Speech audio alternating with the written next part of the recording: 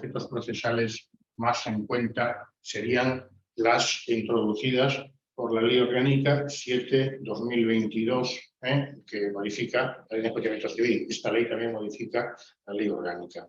Entonces, bueno, queríamos que subiera un vídeo de la clase, pero claro, un vídeo de la clase, tal y como fue la clase, pues no valía, no se veía nada allí. En definitiva, yo lo que quería comentar hoy simplemente es un poco repetir, pero de forma muy rápida, además una de las partes importantes ya le hemos visto, las modificaciones más importantes que se introdujeron desde que vimos los temas, además de la ley esta de integral, que como sabemos, ¿no? Aquí verdaderamente lo que ya hemos dicho en relación con la competencia objetiva de los juzgados de primera instancia, aquí por lo menos se elimina de la competencia de los juzgados de primera instancia, pues los concursos de persona natural que no sea empresario. Esta competencia ya no es de los juzgados de primera instancia. También habíamos comentado así un poco por encima, ya los temas, bueno, el 13 bis, ¿no? Recursos, esto como veis se introduce en materia de patentes y marcas y evidentemente ahora es en materia de propiedad industrial, hablando de la competencia territorial en casos especiales. Bueno, básicamente, lo habíamos dicho, pero no por repetirlo, los recursos contra aquellas resoluciones que agotan la vía administrativa citadas en materia de propiedad industrial por la Oficina Española de Patentes y Marcas serán competentes las secciones especializadas en materia mercantil de la Audiencia Provincial. Es decir, se conoce a través de los trámites del juicio verbal 253, si la memoria no me falla, o lo pone ahí, no lo pone ahí, pero es el 253, pero no lo conoce el juez de primera instancia, sino la audiencia provincial. Dice en cuya circunscripción radique la ciudad sede del TSJ de la comunidad autónoma. Entonces es audiencia, materia mercantil, audiencia provincial en cuya circunscripción radique la ciudad sede del TSJ de la comunidad autónoma del domicilio del demandante o en su defecto del domicilio del representante autorizado en España para actuar en su nombre. Pero fijémonos que nos pone una condición, siempre que el Consejo General del Poder Judicial haya acordado atribuir en exclusiva al Poder Mercantil de esa localidad el conocimiento de los asuntos en materia de propiedad industrial. Es decir, es que aquí son un montón de matices, ¿vale? Simplemente un poco que lo tengamos en cuenta. También serán competentes a elección del demandante las secciones especializadas de la Audiencia Provincial en cuya circunscripción radique la sede de la Oficina Española de Patentes y Marcas. En consecuencia, tenemos un fuero electivo. También serán competentes a elección del demandante las secciones especializadas. Claro, a ver, esto o lo vemos bien o sale una pregunta o no nos enteramos, no somos capaces de contestarlo debidamente. Y esto, la verdad que me fastidiaría mucho porque esto no tiene nada. ¿Vale? Entonces sería un poco la idea. En el 73, que es un poco lo que antes comentábamos, no lo voy a repetir, aquí nos estamos refiriendo la acumulación de varias acciones conexas cuyos tribunales tengan diferente competencia objetiva, corresponderá a todas ellas al modelo mercantil, siempre que estos sean competentes para conocer de la principal y las demás fueren conexas o prejudiciales a ella. En caso de que no siga tal conexión, se procederá conforme al apartado 3 que luego veremos. Cuando la acción principal deba ser conocida por la primera instancia, no se permitirá la acumulación de cualquiera de las otras que no sean de su competencia objetiva de conformidad con lo previsto en el párrafo primero de este número, de tal forma que los procesos se seguirían separadamente. ¿Vale? Bien, en el 77, aquí lo que se nos dice es también en relación con los procesos acumulables, lo vimos el otro día, pero nos dicen, no obstante lo anterior, podrá instarse la acumulación de procesos ante el Código Mercantil, aunque no esté conociendo el proceso más antiguo y alguno de ellos esté tramitado en el Código de instancia, siempre que se cumplan los requisitos previstos en los artículos 76 y 78, que son los que acabamos de ver. ¿Vale?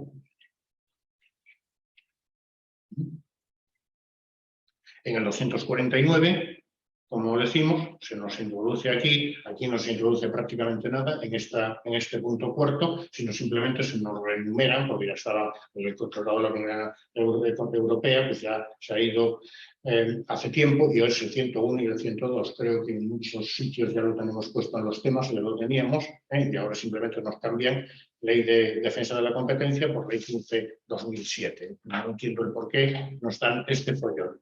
Y aquí sí que se añade, si nos damos cuenta, se añade y los recursos contra las resoluciones de la Oficina Española de Patentes y Marcas en materia de propiedad industrial que pongan fin a la vía administrativa que se enfrentarán por los trámites del juicio verbal conforme a lo dispuesto en el 253 de esta ley. Es decir, se modifica el 249.1 cuarto, que es el ámbito de aplicación del juicio ordinario, pero la competencia se tramita a través de los cauces del juicio verbal, con unas especialidades que veremos también. Hemos puesto en el tema 27 un siguiente subepígrafe hablando de esto, con lo cual el tema 27 es de lo más complicado que hay en el programa.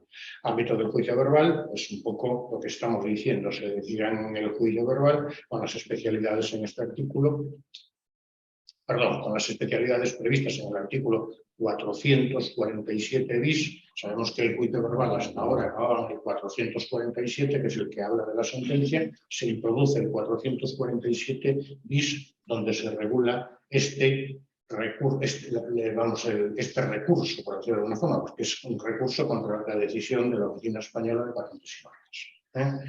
Las resoluciones que voten la vía administrativa y todas en materia de propiedad industrial por la Oficina Española de Patentes y Marcas. Y aquí un poco lo que antes comentábamos en relación con la reconvención en el 406. Básicamente lo que nos viene a decir es que si se estuviera tramitando un proceso ante un juez de primera instancia y se planteara mediante reconvención una acción con la principal que fuera competencia de los juzgados de lo mercantil, previa audiencia del actor y demás partes por un plazo de 5 días, el juez de primera instancia deberá inhibirse del conocimiento del asunto, remitiendo los autos que los se hallen al juez de lo mercantil. Una acción conexa con una que estuviera conociendo un juzgado de lo mercantil. Lógicamente, esto tiene su sentido, y lo comentábamos también el otro día, porque el juzgado mercantil no es más que un juzgado de primera instancia especializado en el ámbito mercantil. El mercantil es del orden jurisdiccional civil, ¿no? ¿Vale? Se procederá de la misma manera cuando el demandado alegare la nulidad a que se refiere al apartado 2 del 408, la nulidad de negocio jurídico. Y esta se fundará... ¿Perdón? No, nada. Y esta se fundará en materia de competencia del juez de lo mercantil. El auto que admita la reconvención por falta de competencia objetiva para conocer de la acción reconvencional podrá ser recurrido a la apelación, suspendiéndose hasta tanto la tramitación del procedimiento principal, lo cual también es lógico, si nos damos cuenta. Bueno, recordad, el auto que inadmita la reconvención por falta de competencia objetiva susceptible de apelación. Y ya el 447 bis, que si queréis no hago mucha mención a él, porque mi idea es verlo, digamos, cuando veamos un poco el juicio verbal. Creo que queréis que comentemos el juicio de desahucio, y por lo menos eso me habéis comentado otro día, pues vemos un poco este 447 bis, que lo que hace es introducirnos otro juicio verbal con especialidades. Especialidades en la tramitación de los recursos contra las acciones que votan la vía administrativa dictadas en materia de propiedad industrial por la Oficina Española de Patentes y Marcas. La impugnación de las resoluciones que vienen, bueno, no lo voy a comentar, repito, lo quiero comentar debidamente, aunque no tiene nada, tampoco, no nos asustemos, simplemente lo que introducen aquí es un nuevo proceso verbal, cuya competencia, repito, corresponde a las audiencias provinciales, cuya competencia objetiva, como acabamos de ver, corresponde a las audiencias provinciales vía la demarcación territorial. Aquí ya hay más. 468, básicamente, órgano competente y resoluciones recurribles, pues las salas de lo civil y penal, esto es en vía de recursos, pero las salas de lo civil y penal también conocerán los recursos contra las sentencias dictadas en los recursos contra resoluciones que agotan la vía administrativa dictadas en materia de propiedad industrial por la Oficina Española de Patentes y Marcas, de tal forma que si dicta la sentencia de la Audiencia Provincial en el recurso producido contra la resolución de la Oficina Española de Patentes y Marcas, luego cabe recurso de apelación contra la sentencia de la Audiencia Provincial, el recurso de apelación que se produce ante la Sala Civil y Penal de los PSJ, evidentemente actuando como Sala Civil. ¿Vale? Muy bien, 477, todo el mundo sabe que si hablamos del 477 es el recurso de casación. Y también, lógicamente, se nos introduce aquí abajo, si queréis, serán recurribles en casación las sentencias dictadas por los audiencias provinciales en los recursos contra las resoluciones que agotan la vía administrativa y todas en materia de propiedad industrial por la Oficina Española de Patentes y Marcas. ¿Vale? Bueno, en definitiva, un poco para comentarlo.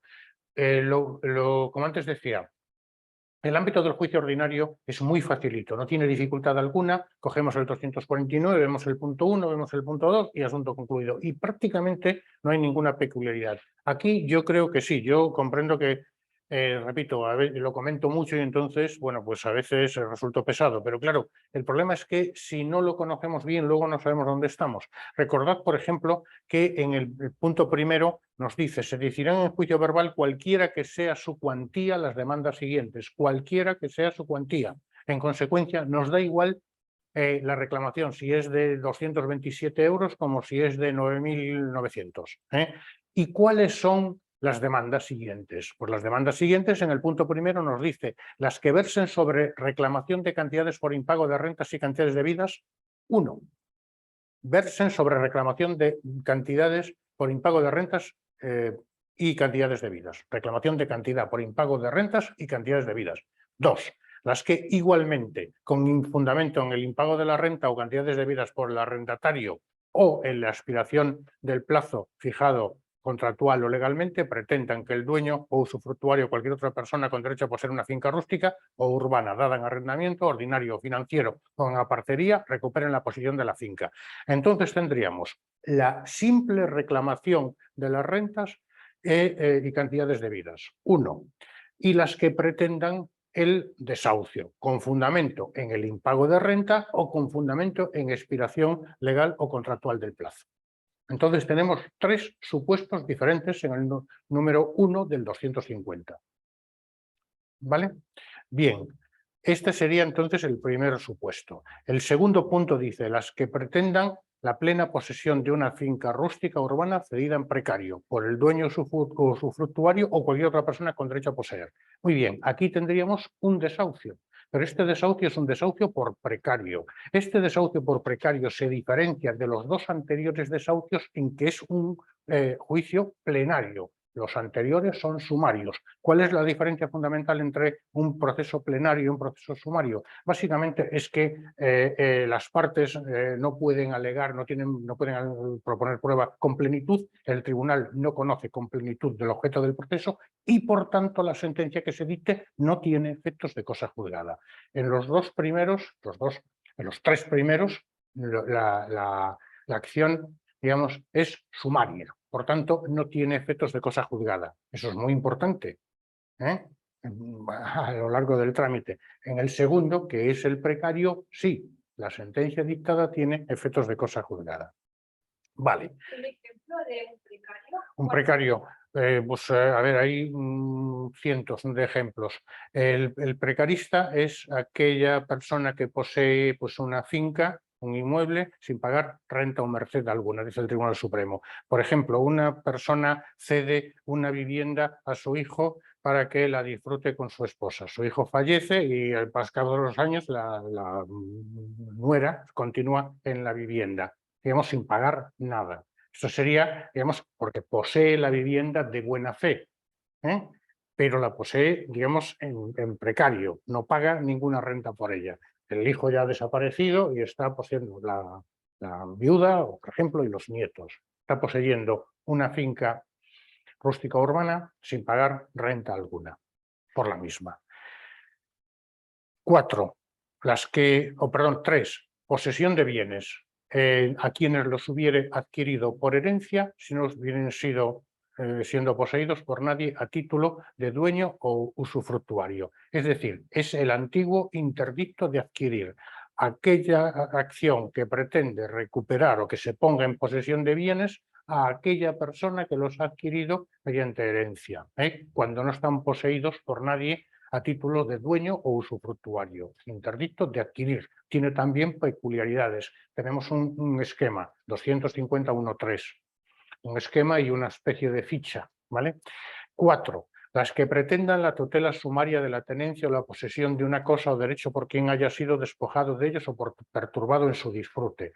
Muy bien, este es el interdicto de recobrar de toda la vida. Es decir, aquí la peculiaridad fundamental, tiene varias, pero la peculiaridad fundamental que tiene este 251.4, primer párrafo, es el plazo de acción, que es 1 año.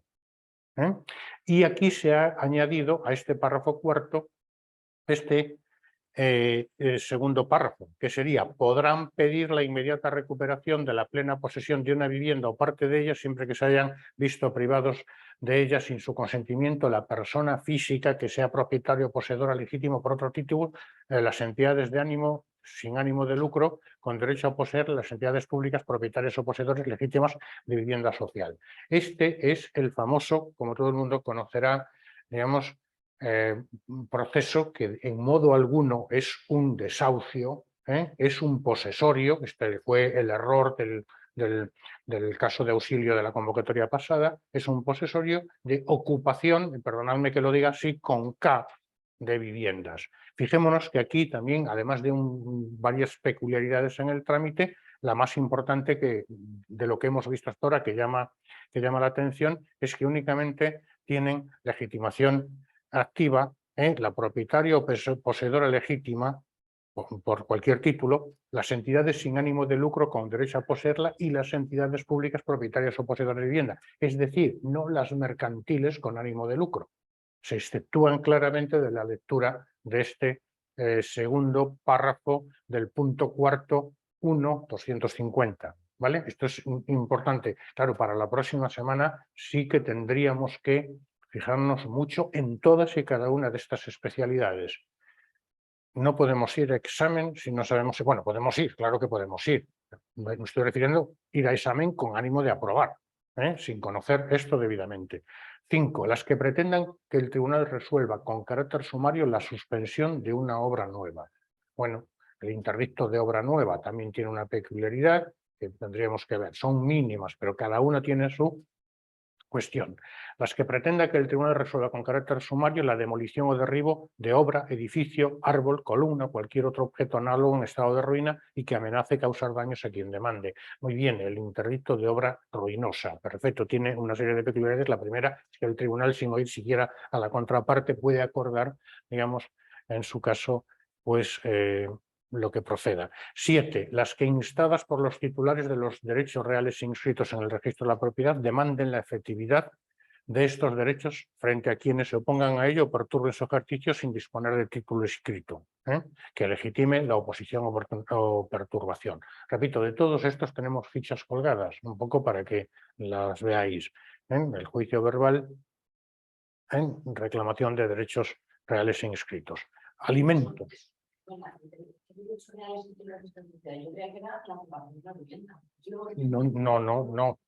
No, derechos reales inscritos, por ejemplo, un derecho real sería un derecho de usufructo, un derecho de aguas. Demanden la efectividad de estos derechos frente a quienes se opongan a ellos o los perturben sin disponer de título inscrito. Que legitime la oposición o la perturbación. Supongamos que yo tengo una finca y tengo, pues no sé, una servidumbre de paso. Evidentemente paso por la finca de alguien. Tengo una servidumbre de paso hacia mi finca. Paso, por tanto, por el predio del vecino. Claro, al vecino no le gustará nada que yo pase por allí. En consecuencia, puede perturbarme u oponerse a que yo pase. No sé, tengo derecho al agua de un pozo situado en la finca colindante. ¿Vale? Bien, sería la número 7. La número 8, las que soliciten alimentos debidos por disposición legal u otro título. Es el típico de alimentos. Aquí no hay ninguna dificultad. Y el ejercicio de la acción de rectificación de hechos inexactos o perjudiciales. Vale. Tampoco tiene dificultad. Y la número 10 y la número 11, que el tribunal resuelva con carácter sumario, ambos son sumarios, el número 10 y el número 11, sobre el incumplimiento por el comprador de las obligaciones derivadas de los contratos inscritos en el registro de venta a plazos de bienes muebles y formalizados en el modelo oficial establecido el efecto, al objeto de obtener una sentencia condenatoria que permita dirigir la ejecución exclusivamente sobre el bien o bienes adquiridos o financiados a plazos. Es decir, el objeto de este proceso sumario es obtener una sentencia condenatoria que permita dirigir la ejecución sobre un exclusivo bien, un título ejecutivo para, digamos, acudir a un proceso de ejecución forzosa, 517 y siguientes.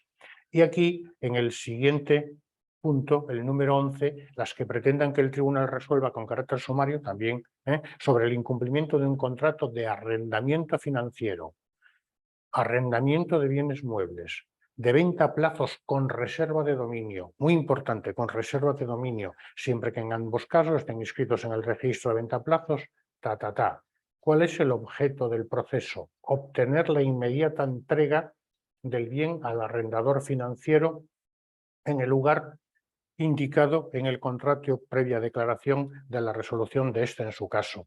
¿Cuál es la diferencia fundamental entre el número 10 y el número 11? La diferencia fundamental es que en el número 10 se ha producido la transmisión, por tanto el bien es propiedad del demandado y lo que se pretende es tener un título ejecutivo precisamente para ejecutarlo.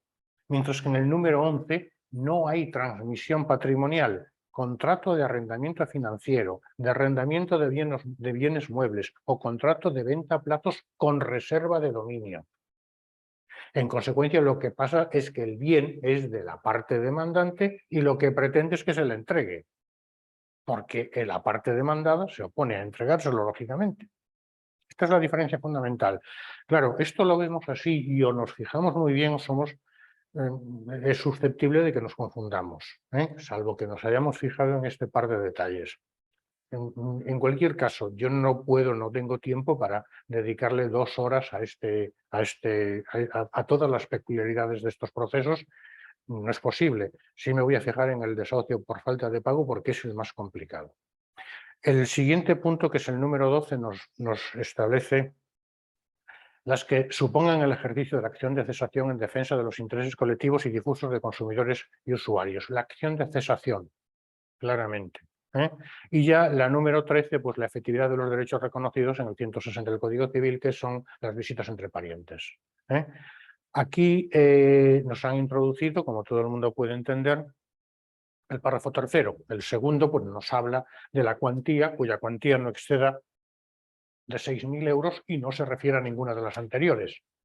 Y en la tercera es el de las especialidades estas que acabamos de comentar. Se decidirán en juicio verbal con las especialidades establecidas en el 447 bis los recursos contra las resoluciones que agoten la vía administrativa dictadas en materia de propiedad industrial por la Oficina Española de Patentes y Marcas, que es a la que hemos hecho referencia antes y que a la que se refiere un poco la ley orgánica hecha esta 8/2022, que os he pasado un poco el cuadro comparativo, ¿no?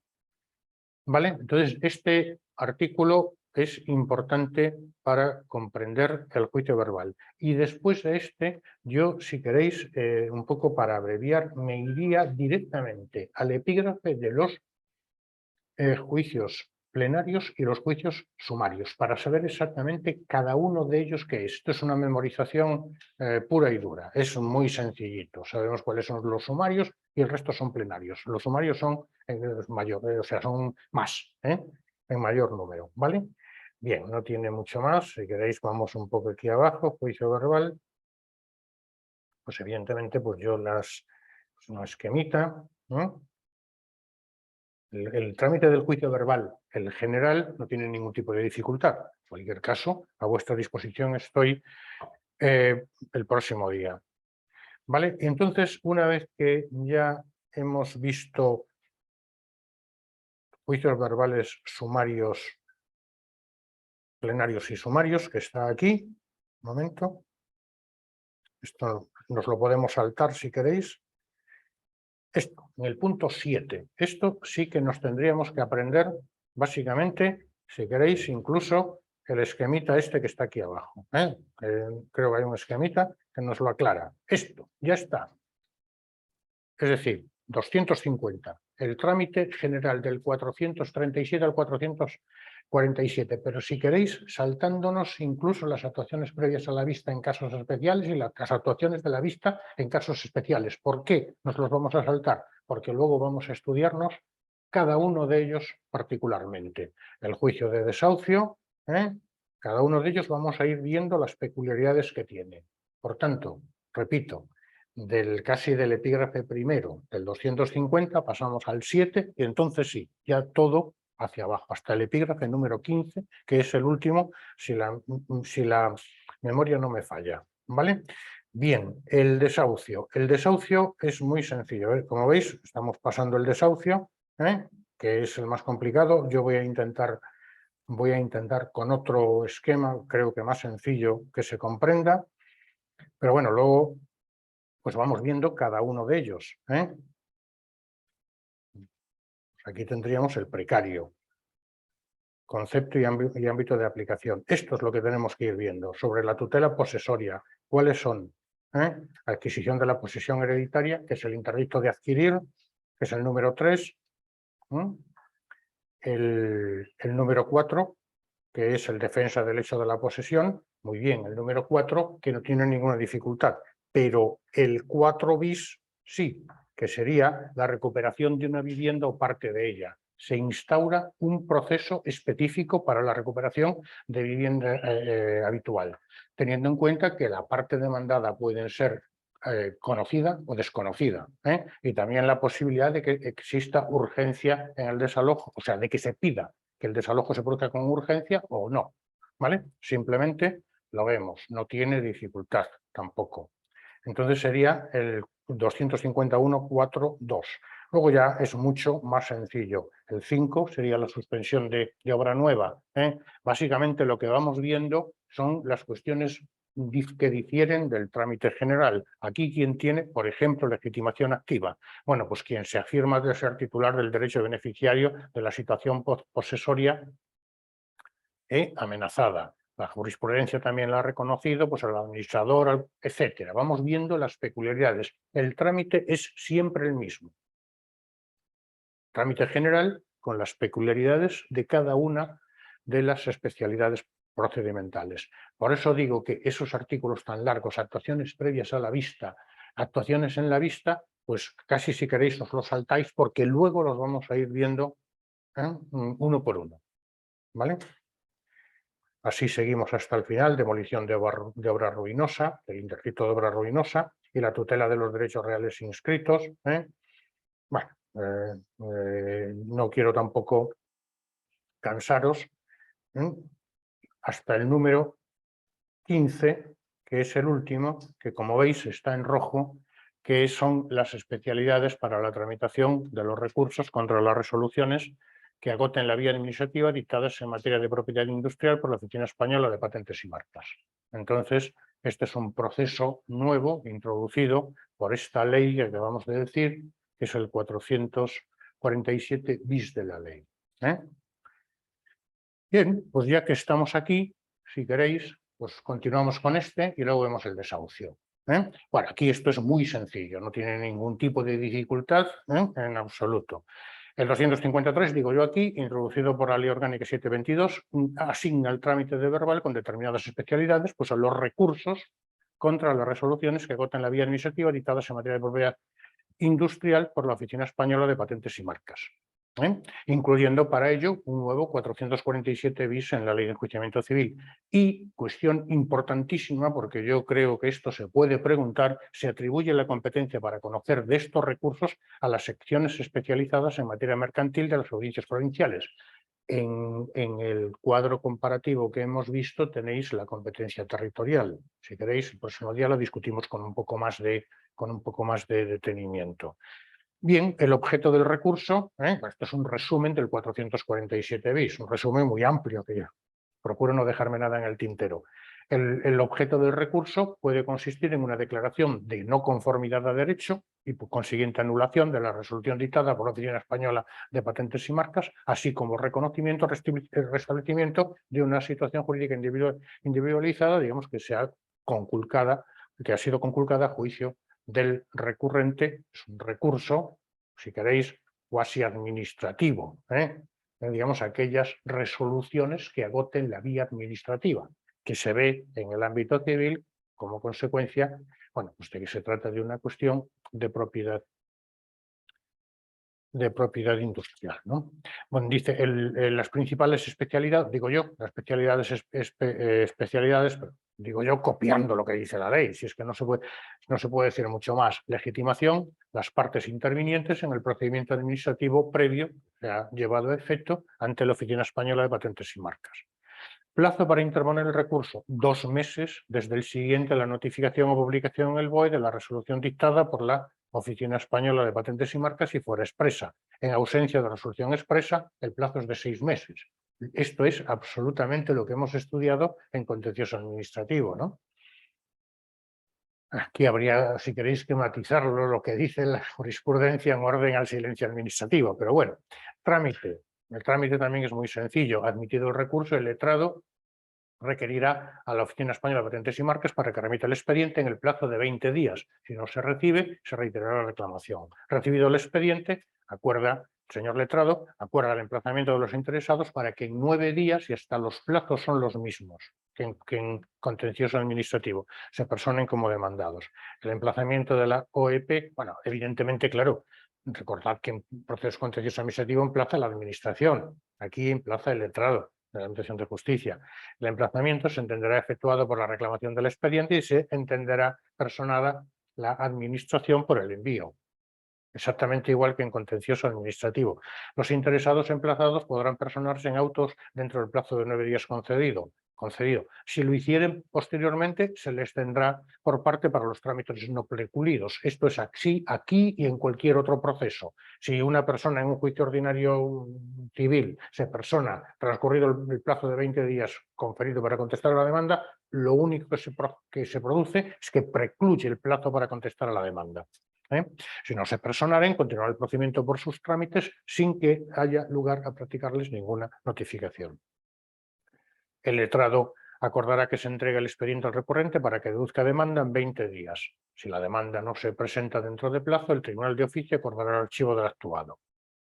Presentará la demanda, el letrado da traslado de la misma con entrega del expediente o copia del mismo a los interesados que hubieran comparecido para que la contesten en nuevo plazo de 20 días. Si la demanda se hubiera formalizado sin haber recibido el expediente, se emplazará a la Oficina Española de Patentes y Marcas para contestar, apercibiéndole que no se admitirá la contestación si no va acompañada del expediente. Procedimiento en primera única instancia contencioso administrativo. Frente a la sentencia que eventualmente dicte la audiencia, que habrá recurso extraordinario por infracción procesal ante la Sala de lo Civil y Penal del TSJ y, en su caso, recurso de casación ante el Tribunal Supremo. ¿Vale? Bien, aquí esto habría que verlo un poco con más detenimiento, pero en principio estas serían las 4 pinceladas de este proceso. Como veis, muy sencillo. Lógicamente, vosotros me diréis, bueno, no se dice, no se establece el plazo para dictar sentencia. No se establece el plazo para dictar sentencia, puesto que la sentencia dicta en el plazo de 10 días, como en cualquier otro juicio verbal. Si no se establece nada, el trámite es el general. Aquí se establece un trámite muy específico. ¿Y la sentencia? ¿Cuál es el plazo para dictar sentencia en juicio verbal? 10 días. ¿Aquí se dice algo? No. Pues ¿cuál es el plazo? 10 días. ¿En un juicio de desahucio de finca urbana se dice algo? Sí, se dice 5 días. Entonces el plazo es 5 días. ¿De acuerdo? Vemos como siempre, como se está haciendo, se está legislando ahora, un trámite general y un trámite específico en virtud de las peculiaridades del proceso. Y este sería, como veis, es muy sencillito.